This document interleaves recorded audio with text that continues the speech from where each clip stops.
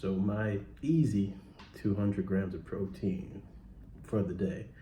So when I woke up this morning for breakfast, I started off with one of these bad boys. So that's 42 grams of protein. That was actually also my pre-workout meal. I had one of those, a couple of slices of this super overly delicious Cinnabon bread. So this gives you about 20 grams of carbohydrates per slice. So I did 2 slices this morning to get 40 grams of carbohydrates. So I had the shake and the bread, and I had a quick pre-workout drink.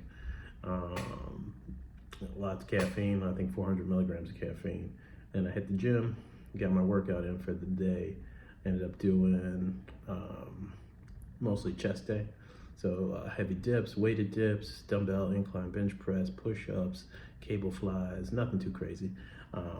After the workout, had another one of the same shakes again. So that was another 42 grams of protein on that. So that got me to 84 grams of protein. And then my next meal, which I'm still eating right now currently, it's about 10 ounces of boneless, skinless, grilled chicken breast from, it's called Parakeet Cafe. It's out here in Beverly Hills. And more of that super delicious Cinnabon bread. So I'm 3 meals in, 2 of them being shakes, so 2 of the protein shakes, 10 ounces boneless, skinless chicken breast. And then after this, my dinner meal, which I'll have probably like 3.5 hours after I finish eating this, is just gonna be a half-pound burger, grass-fed burger. So with that half-pound ground beef, that's gonna take me to about 50 grams of protein. With that burger, it'll be about 50 grams of protein. And then to push it over so I can get to my 200 grams of protein for the day, I'm gonna put an egg on there and a little bit of cheating, get a little greasy, throw a little bit of bacon on there. So there you have it for the day. That's an easy, kind of simple 200 grams of protein, which is my main goal for the day. And just staying on track with my gaining goals. So I try to make it easy for myself so I'm not guessing so much. And I do have a scale. I have a food scale on the back. That's why I weighed out my chicken breast to make sure. So this is about 60 grams of protein right here. So again, had the 2 shakes, 42 grams each shake, 60 grams of protein here with the chicken breast. And my burger, which will be for dinner, is gonna be about 50 grams of protein. So that put me right around 200 grams. And I'm also getting about 100 grams of carbohydrates post-workout, just to help facilitate recovery. I even keep that simple too. It's 2 giant Rice Krispie treats. Like each Krispie treat is about 50 grams of carbohydrates. So that makes that pretty simple. Eat 2 of those, drink the shake. It keeps me easily able to track things. So there you go. That's pretty simple. And this is on top of that, a little bit of story time for me. Something I think I did myself a disservice in the past.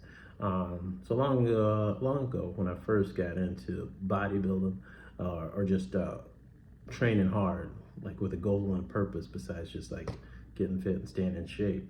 So I did end up doing a bodybuilding show. This was probably my late 20s, and I actually did pretty well. I had a coach. At the gym, they cooked meals for you, and he helped take you through the training. Shout out to Body by Ivory, if anybody knows Ivory, South Suburban Chicago neighborhood. So I did the show, did well actually, but I noticed that I came in looking great. I think I was within the top 4 or 5 But I noticed that there was something a little different about the guy who won. He came in first place.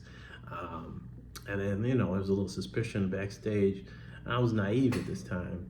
And I said, like, oh, he's been disqualified before for taking steroids at another show. So I was naive at this time, back in the day. So I was like, what? When I found out, I was really discouraged, So I started to look into it more, and I found out more of the pro athletes, anyone who was like super successful in bodybuilding, and majority of them in fitness,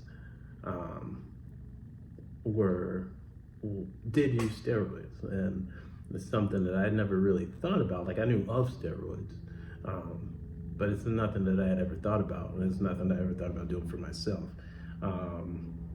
So when I heard about it, and in the context of like, wow, I kind of felt cheated at the time, and before that, I thought I found something that I really liked. So it's like I really enjoyed the training process, and even like dieting down. There was like discipline involved with it, and I enjoyed the whole thing, except for being on stage in like Speedos. That was a little strange. It was weird. But it's something I felt like I would have wanted to give 100% to continuously, but I decided not to, because I felt like, from what I found out, I was like, oh, if you're not gonna do steroids, or if you don't do steroids,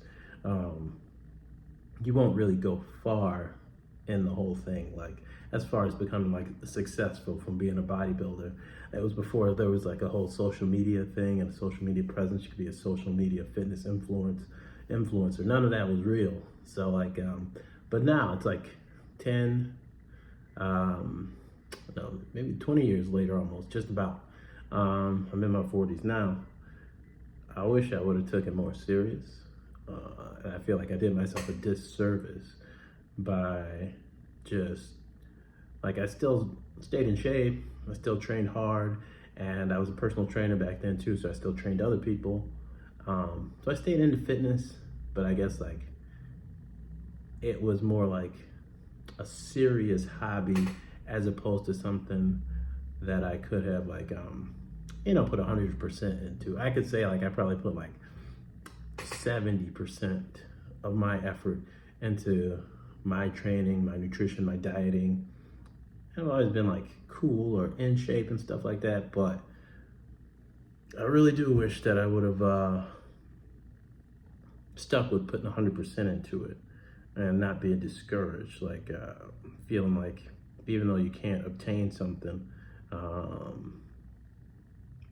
because you set limiters on yourself based on the idea that other people are achieving, because they're using these things which you deem as a cheat. So in the end, like, if anyone else comes across anything, if you just enjoy doing it, just for the sheer enjoyment, you should definitely put 100% of your effort into things that you enjoy. I mean, that's part of what makes life worth living. And now that I'm kind of going down that road, right now at this time in my life, I appreciate what I'm doing for myself right now.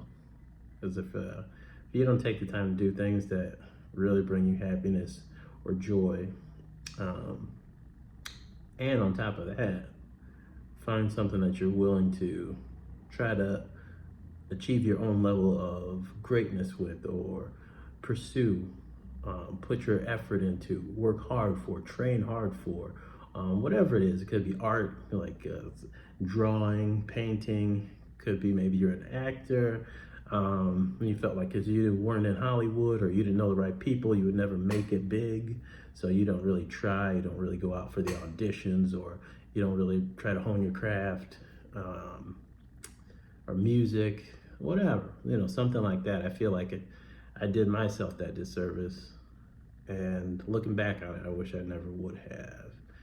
But I'm happy to be on the right track now, training hard, looking forward to what kind of shape I'm going to get myself into, enjoying the training, enjoying the workouts, looking forward to it. So that's my 2 cents. Oh, if anyone is watching, I don't know that they are, but go ahead and like, comment, subscribe. That'd be cool. Press the button. Anyway, I'm just documenting my journey in this new fitness life. I've had a second chance to live, reincarnation, the phoenix in this fitness game. Anyway, yeah, if you have something you enjoy doing, just pursue it as hard as you can and enjoy the process. And don't let things discourage you. Have a good time. Bye-bye.